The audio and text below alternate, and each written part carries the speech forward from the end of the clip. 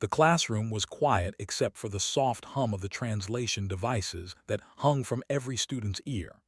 23 students from 9 different species sat in rows that curved around a central holographic display. The display showed a map of the contested regions, the dangerous space between the galactic compact and the dominion of.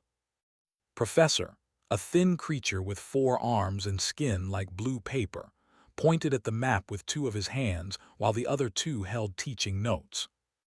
"The key to understanding modern galactic politics," he said in his whistling voice, "is to understand that peace is not the absence of war. Peace is the constant negotiation between those who want war and those who fear it."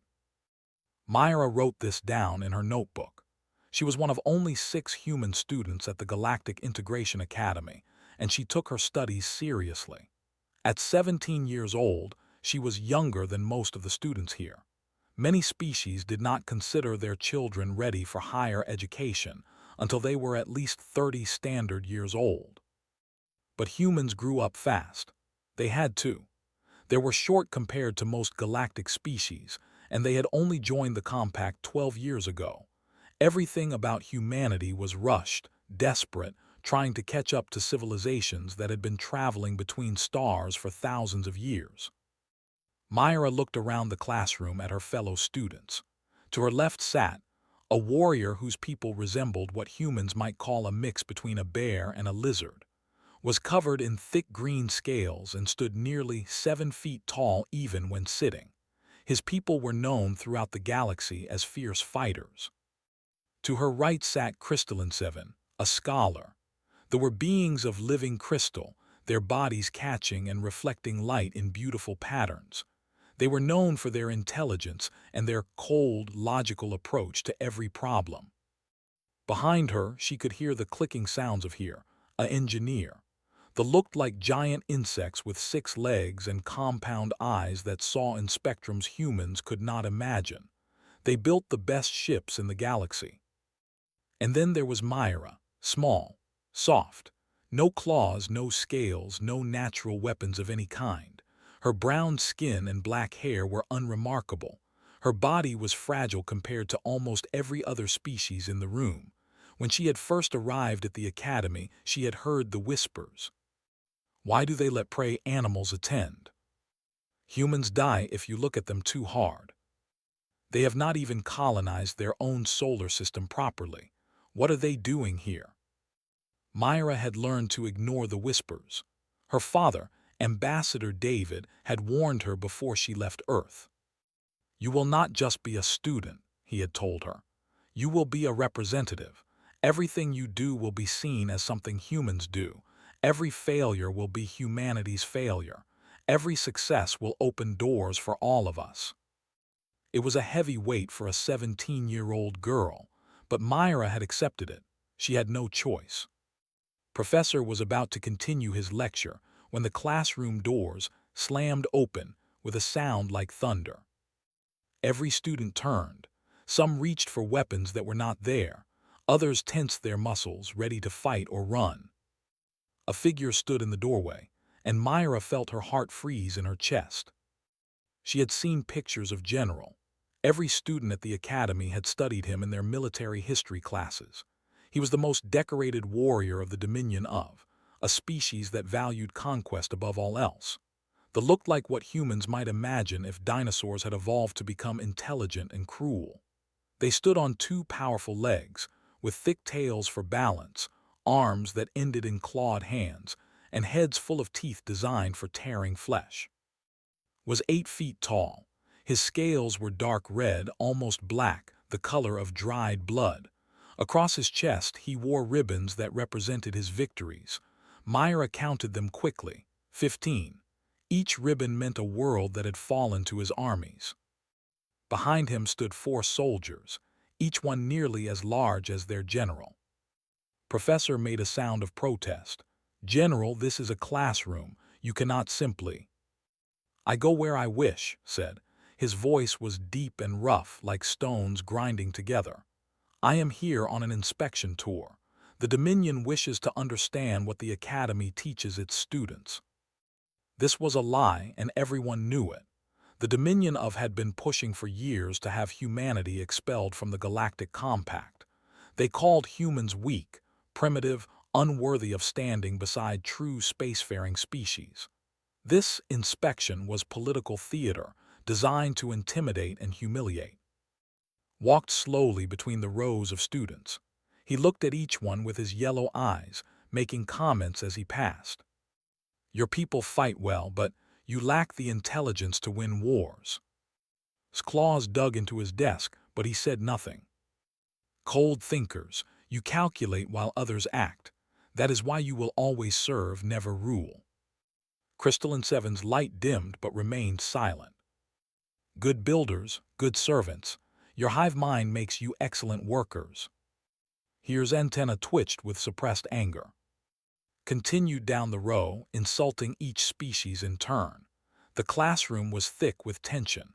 Myra could feel the anger radiating from her classmates, but no one spoke. No one moved. Was a general of the Dominion. Starting a fight with him could mean war. Then he stopped at Myra's desk. She looked up at him. His shadow fell over her completely. Up close, she could see the scars that crossed his scales, the marks of battles survived. She could smell him too, a sharp, predatory scent that made something ancient in her brain scream at her to run. She did not run. A human said, and his mouth twisted into something like a smile. I have seen your species before, soft bodies, weak bones, short lives. I have never understood why the Compact admits prey animals. The silence in the classroom was absolute. Everyone was watching. Everyone was waiting to see what the human would do. Myra thought about her father's words. She thought about the 8 billion humans on Earth who had never seen the stars, who were counting on people like her to secure humanity's place in the galaxy. She thought about all the whispers she had endured, all the insults, all the times she had been told she did not belong. She looked into his yellow eyes, and she did not flinch. Perhaps, she said, her voice steady, you will understand someday. Smile widened, showing all of his teeth. Perhaps, he said, I will. The classroom remained frozen. Myra could feel the eyes of every student on her back. She could hear her own heartbeat pounding in her ears, but she kept her gaze fixed on, refusing to look away. The general studied her for a long moment. His yellow eyes moved across her face, her body, taking in every detail of this small, fragile creature that dared to meet his stare. Then he let out a sound that might have been a laugh. You have spirit, little human, he said. Your species lacks everything else, but you have spirit. It is almost admirable, like a small animal that bares its teeth at a predator, not understanding that it is already dead. I understand perfectly, Myra said. Her voice did not shake. She was proud of that. His eyes narrowed.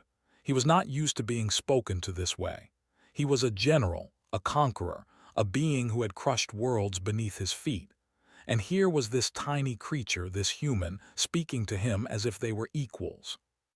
Do you know what we do with spirits like yours in the Dominion? He asked. I imagine you try to break them, Myra replied. The general's claws tapped against the desk beside her. The sound was sharp, dangerous. We do not try, we succeed, always. Professor stepped forward, his 4 hands raised in a gesture of peace. General, please, this is a place of learning. Whatever political disagreements exist between the Dominion and the Compact, surely we can. Silence, said without looking at him. The professor went quiet immediately. This is no longer about politics. This is about honor. This human has challenged me with her eyes, with her words. Among my people, such things are not ignored. Myra felt a cold weight settle in her stomach. She had heard about honor customs. They were brutal and absolute. I invoke the announced.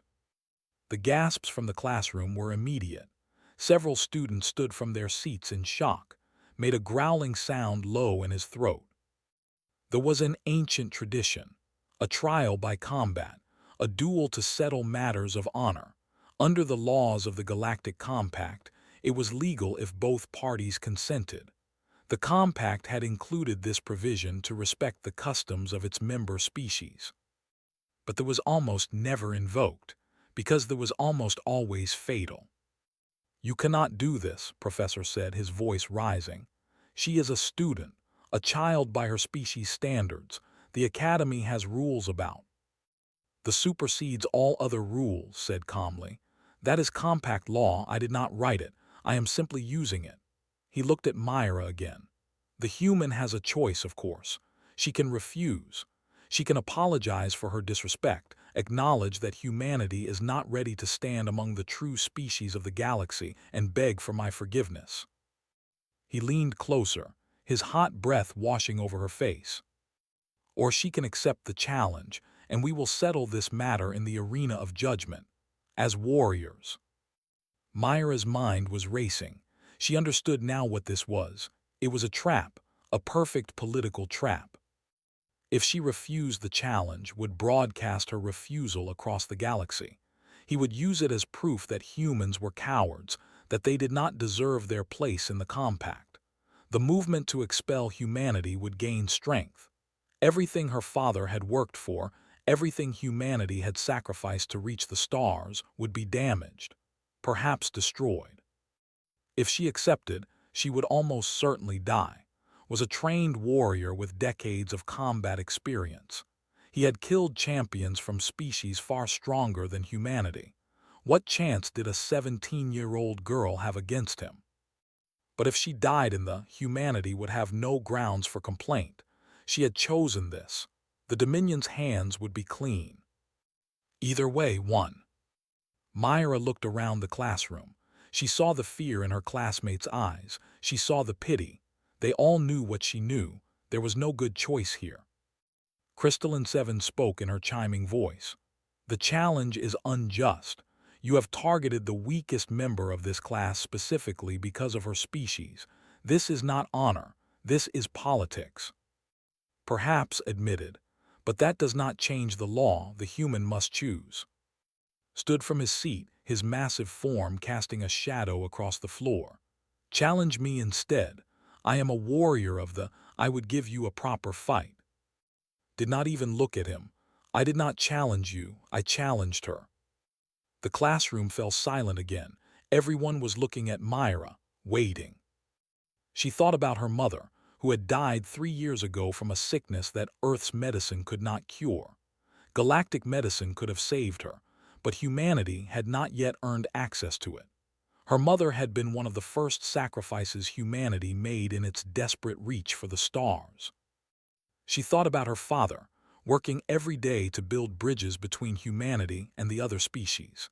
He smiled and negotiated and compromised, all while people called him a representative of prey animals. She thought about Earth itself. 8 billion people living on a small blue planet, looking up at the stars and wondering if they would ever truly belong among them. Myra stood up from her desk. Her legs felt weak, but she locked her knees and forced herself to stand straight. She was shorter than everyone in the room, including the professor. She was softer, weaker, more fragile than any of them. But she was human. And humans did not surrender. "I accept your challenge, General," she said. The silence that followed was different from before. It was not the silence of tension. It was the silence of shock, of disbelief. Even seemed surprised. For just a moment, something flickered in his yellow eyes. Then his smile returned, wider and more terrible than before. "You are either very brave or very stupid, little human." "Maybe both," Myra said. The general laughed. It was an ugly sound, full of anticipation. "That will take place tomorrow at sunset, the arena of judgment. The whole galaxy will watch." He turned to leave, then paused at the door. "Try not to die too quickly. It would be embarrassing for both of us." He walked out, his soldiers following behind him. Myra sat back down. Her hands were shaking now.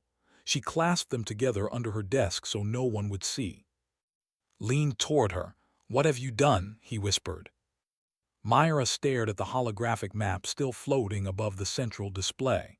The contested regions, the space between peace and war. I don't know, she admitted, but I couldn't say no.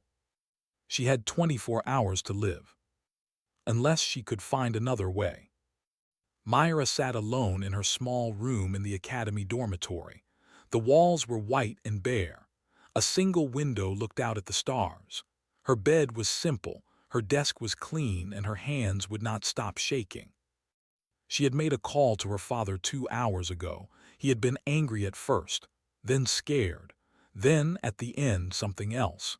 Something that sounded almost like pride. Your grandfather used to say something, her father had told her, his voice heavy with emotion. When you cannot win the fight they expect, change the fight. What does that mean? Myra had asked. I don't know, sweetheart, but you're smart. You'll figure it out. He had paused. I wish I could be there with you. I know, Dad. Whatever happens tomorrow, I want you to know that I'm proud of you. Your mother would be proud of you too. Myra had ended the call before she started crying. Now she sat in the darkness, staring at the data pad in her hands. She had been reading about them for the past hour. Everything she found confirmed what she already knew. It was a death sentence. They were built for combat. Their muscles were twice as dense as human muscles. Their scales could deflect most bladed weapons. Their reaction times were faster than any human could match. In the entire history of there had been only 3 cases where a non had one. All 3 winners had been from species that were even more physically powerful than themselves. Humans were not one of those species. Myra pulled up information on specifically. His record was terrifying. 47 personal kills in combat. He had once fought a champion for 3 hours before finally wearing his opponent down. He had defeated a berserker, a species known for feeling no pain, by simply breaking its body piece by piece until it could no longer move. How was she supposed to fight that? A knock at her door interrupted her thoughts. Come in, she said, not looking up. The door opened and entered. The big had to duck his head to fit through the doorway.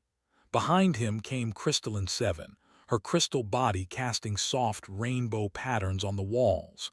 And behind her, surprisingly, was here, the student who had barely spoken to Myra in the 3 months they had been classmates.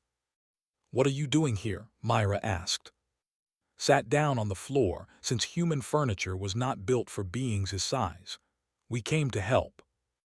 Help how? You saw him, you know what he is. I know what he is, agreed. I also know what you are. A small, soft, breakable human. A small, soft, breakable human who did not flinch. Eyes, deep green like forest pools, studied her face. Do you understand how rare that is? Do you understand what it means to face a predator like and not show fear? It means I'm good at hiding how scared I am. No, Crystalline 7 said in her musical voice. It means something else entirely. I have studied many species in my time at the academy.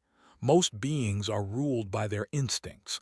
When faced with a creature that triggers their prey response, they cannot help but react. Their bodies betray them before their minds can intervene.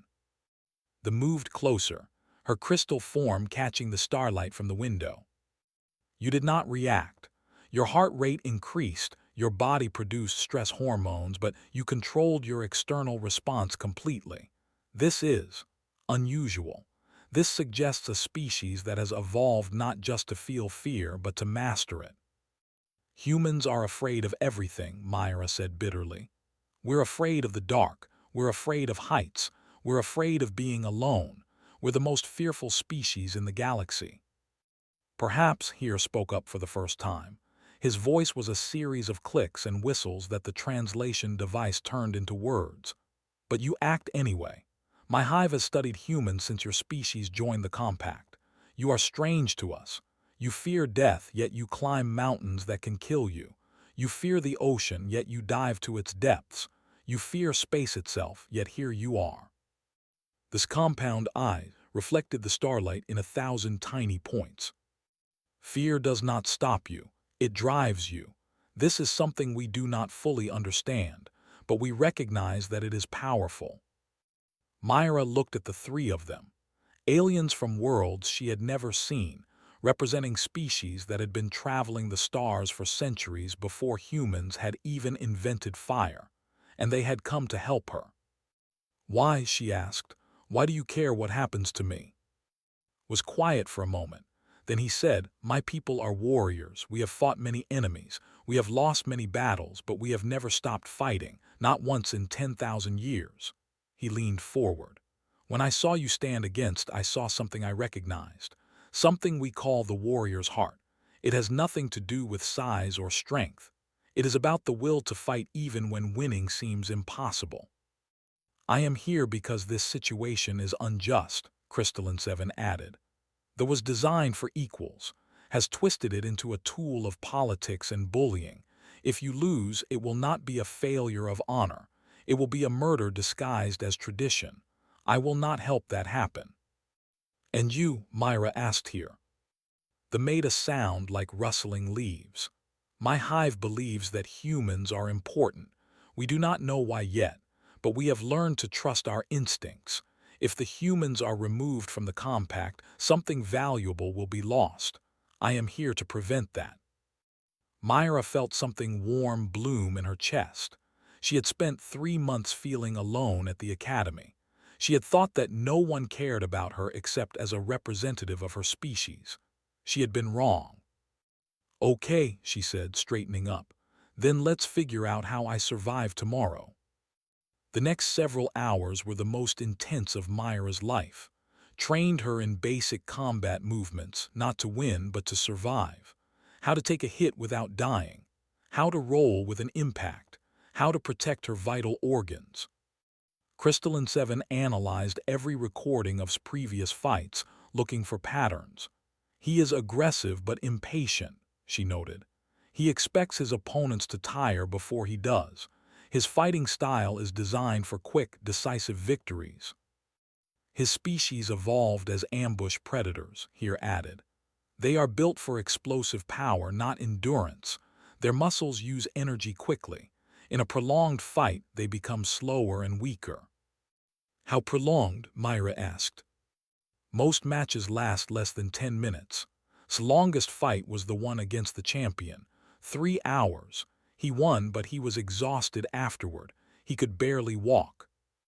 Myra thought about this, about her grandfather's words, about changing the fight. Humans were not stronger than, they were not faster. They could not take more damage. But there was one thing humans could do better than almost any species in the galaxy. They could keep going. Humans had evolved on the plains of Africa, where survival meant chasing prey for hours, sometimes days, until the prey collapsed from exhaustion. Humans sweated, which allowed them to regulate their body temperature during prolonged activity. Most species, including, could not do this. They overheated. "I cannot beat him," Myra said slowly. "But maybe I don't have to beat him. Maybe I just have to outlast him."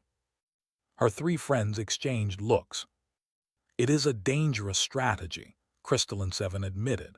"You would need to avoid taking fatal damage for hours while tries to kill you." "What choice do I have?" Nodded slowly. "It could work. If you can stay alive long enough, his own body will defeat him." "Then that's the plan." Myra looked at the stars outside her window. "The sun would rise soon. I won't try to fight him. I'll try to survive him." It was a desperate strategy. Insane, really. But it was human. And that was all she had. The Arena of Judgment was ancient. It had been built thousands of years ago, when the Galactic Compact was young and disputes between species were often settled with blood. The arena floor was covered in fine sand, and stone pillars rose at various points, creating obstacles and shadows. Above, seats rose in circles that could hold 50,000 beings. Today, every seat was filled. Myra stood in the tunnel that led to the arena floor, waiting for the signal to enter. She could hear the crowd, a dull roar of countless voices speaking in languages she did not understand. She could feel the weight of millions more watching through broadcast screens across the galaxy. She wore her academy uniform, no armor, no weapons. Had offered her a blade, but she had refused. She did not know how to use it, and carrying it would only slow her down. Her plan did not require weapons. It only required her to keep moving. The signal came, a deep horn sound that echoed through the tunnels. Myra walked out into the light. The sun of this world was yellow like Earth's sun.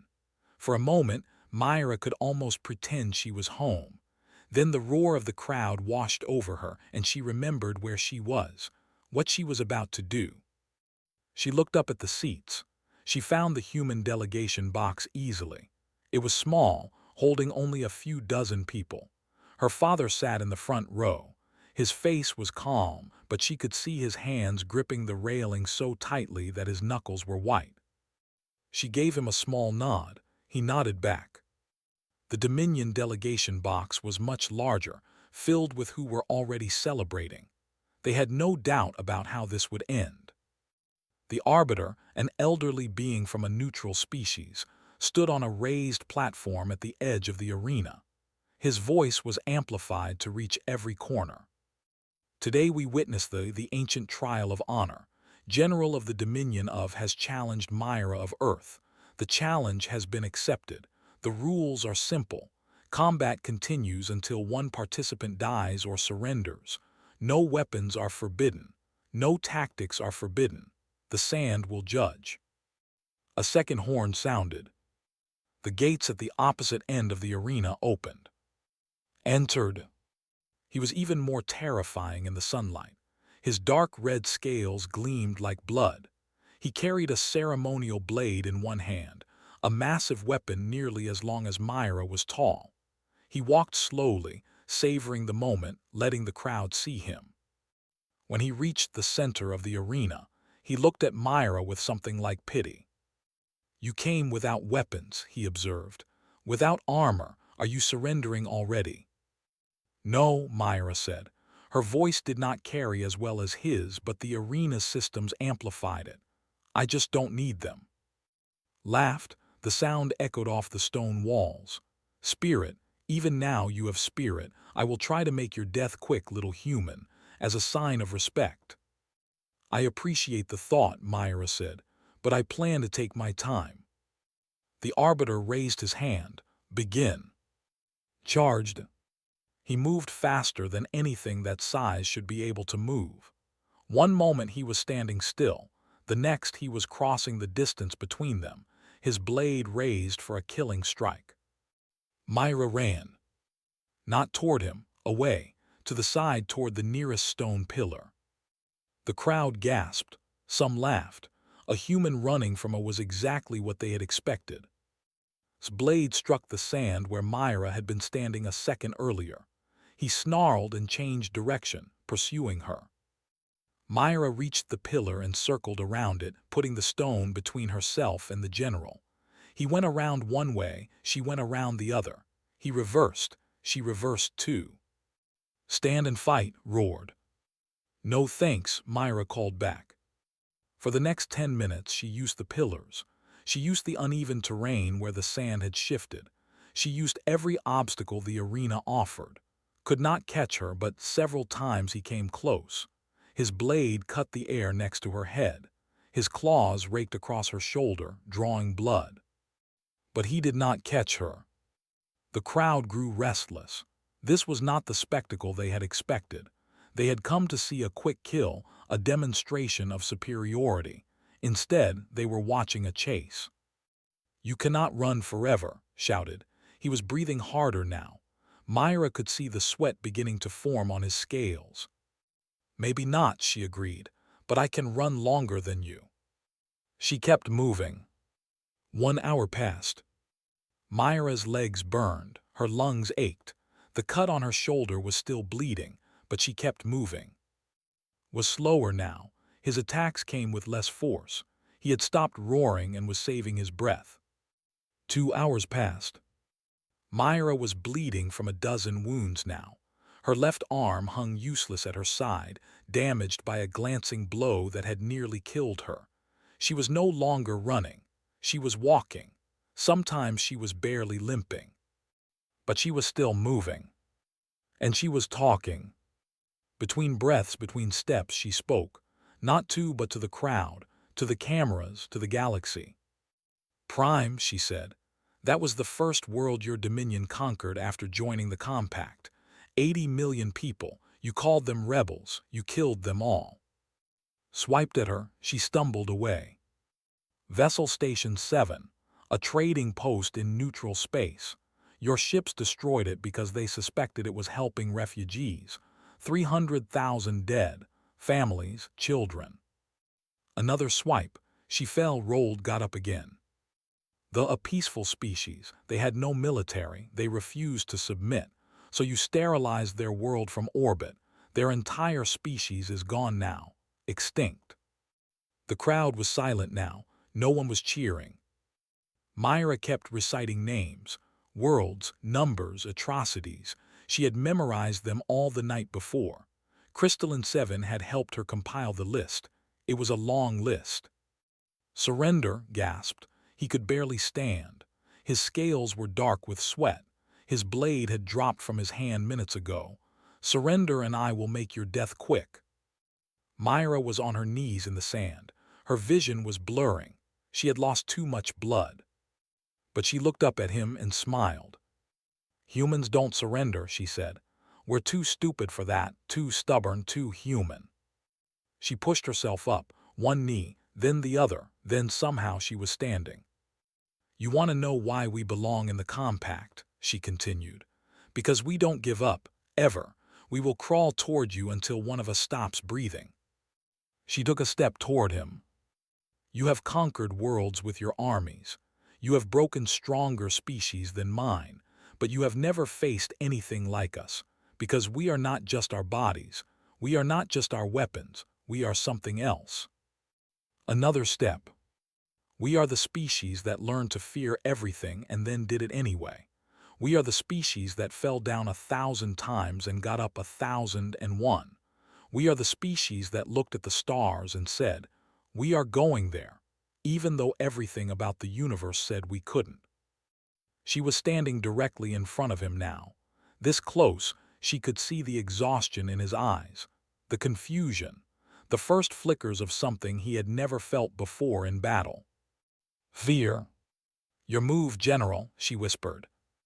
Raised his clawed hand for one final strike. And collapsed. His body, pushed beyond every limit it had ever known, simply stopped. He fell forward into the sand and did not move. For a long moment, the arena was completely silent. Then the Arbiter's voice rang out. The General is incapacitated. He cannot continue.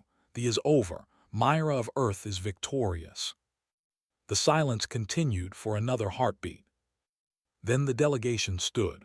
They began to stomp their feet, a sign of respect among their people. Then species after species, rising to their feet, acknowledging what they had just witnessed. Myra did not see it. She had fallen into the sand, unconscious, her body finally giving in to its wounds. But she was smiling. Myra woke up 3 days later.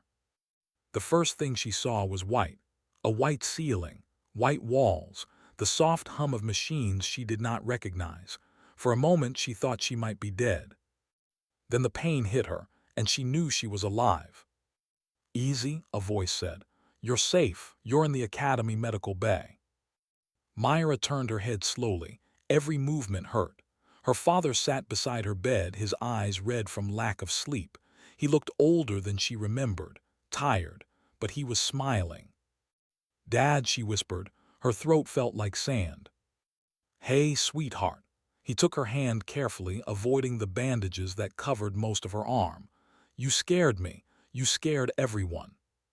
Did I win? Her father laughed. It was a broken sound, half joy and half relief. Yeah, you won. You really won.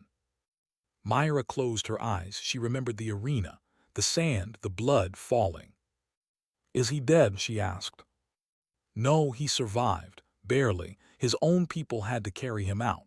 Her father's voice carried a strange satisfaction. The doctors say he'll recover, but he'll never be the same. His body pushed past every limit. There's damage that can't be repaired. Good, Myra said. Then she felt guilty for saying it. Then she decided she did not care. The whole galaxy saw what happened, her father continued. Every species in the compact, every world in the Dominion, they all watched. What are they saying? Her father squeezed her hand. They're saying a lot of things, but mostly they're asking questions. Questions about humans, questions they never thought to ask before. Over the next few days, as Myra slowly healed, she learned what had happened after she lost consciousness. The Dominion of had recalled General in disgrace. He had been sent to defeat a human child, a simple task that should have taken minutes. Instead, he had been humiliated in front of the entire galaxy. The movement to expel humanity from the compact had collapsed. No one wanted to be associated with failure. But more important than the political changes were the cultural ones. Species that had dismissed humans as weak began to study them more carefully. They watched recordings of Myra's fight over and over. They analyzed her strategy, her endurance, her refusal to surrender. They found other examples of human stubbornness, human persistence, human defiance of impossible odds. They discovered the story of human marathon runners, beings who could move for hours without stopping, who competed to see who could run the longest rather than the fastest. They learned about human explorers who had climbed mountains where the air was too thin to breathe, who had crossed oceans on boats made of wood, who had traveled to the bottom of their world's deepest trenches. They studied human history and found a species that had survived ice ages, plagues, wars, and disasters that should have ended them. A species that fell down, again and again, and always got back up. We did not understand, Here told Myra when he visited her in the medical bay. We looked at your physical weakness and saw only prey. We did not see what lay beneath. What do you see now? Myra asked. There was quiet for a long moment. Then he said, we see a species that evolution built for one purpose, to survive. Not through strength or speed or armor, through will, through refusal, through the simple, stubborn decision to keep going when everything says you should stop. He made the rustling sound that served as his people's laughter. We also see a species that should not have been able to beat a general, and yet you did. This is troubling in a good way. Crystalline 7 visited too, bringing data she had compiled from across the galaxy. There is a word being used, she said, a word in the language, or it means something like the ones who do not fall. They have started using it to describe humans. I fell plenty of times, Myra pointed out. Yes, but you always got back up, that is the meaning. Came every day. He did not say much. He would sit beside her bed, his massive form folded into a chair too small for him, and simply keep her company. On the third day, he finally spoke. I have fought many battles, he said. I have faced enemies stronger than me, faster than me, better armed than me. I have won some of those battles and lost others, but I have never seen anyone fight the way you fought. I didn't really fight, Myra said. I just ran away a lot. No, shook his head. Running away would have been fleeing from the arena. Running away would have been surrendering when you were tired, when you were hurt, when you knew you could not win. What you did was different. You chose to survive. You chose to endure. You chose to make him defeat himself. He leaned forward. That is a kind of fighting, perhaps the most powerful kind, because it does not depend on being stronger or faster. It only depends on being willing to keep going longer than your enemy. On the fifth day, a delegation from the Compact Council came to visit Myra. There were representatives from a dozen species, including some she had never seen before. They filled her small room until there was barely space to breathe. A tall being with silver skin and no visible eyes spoke on behalf of the council. Myra of Earth, the council wishes to express its gratitude and admiration. Your actions in the arena have done more for your species' reputation than a century of diplomacy could have achieved. I was just trying to survive, Myra said. Yes, we know. That is what makes it remarkable. The silver being paused. The council has a question if you are willing to answer. Go ahead. How did you know you could outlast him? What made you believe you could endure longer than a being bred for combat? Myra thought about the question for a long moment. I didn't know, she admitted. I didn't believe, I just decided to try anyway. Where I come from, we have a saying. It's not about how hard you can hit. It's about how hard you can get hit and keep moving forward. She looked out the window at the stars. That's how winning is done. You just keep moving forward until you can't move anymore. And then you move a little bit more. The delegation left soon after, but Myra barely noticed.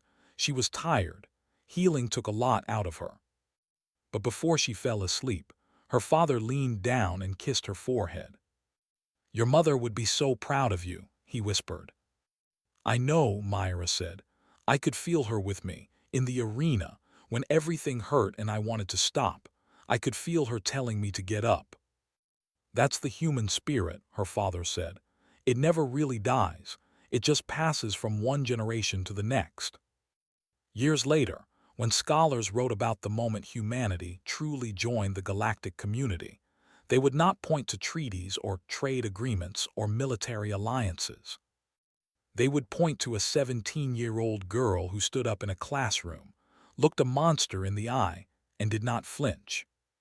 They would remember what they learned that day, a lesson that would echo across the galaxy for centuries to come. Humans are not dangerous because they are strong. They are not dangerous because they are fast. They are not dangerous because they have powerful weapons or thick armor. Humans are dangerous because they do not know when to stop. And in a universe full of species that understand power, that understand conquest, that understand the simple mathematics of strength versus weakness, that is perhaps the most terrifying thing of all. Because you can defeat an enemy who fights back. You cannot defeat an enemy who refuses to fall. In her small room in the medical bay, Myra slept peacefully, dreaming of stars. And across the galaxy, a new word was being whispered. A word in 1,000 languages, in 1,000,000 voices, all meaning the same thing. Human. The ones who do not fall.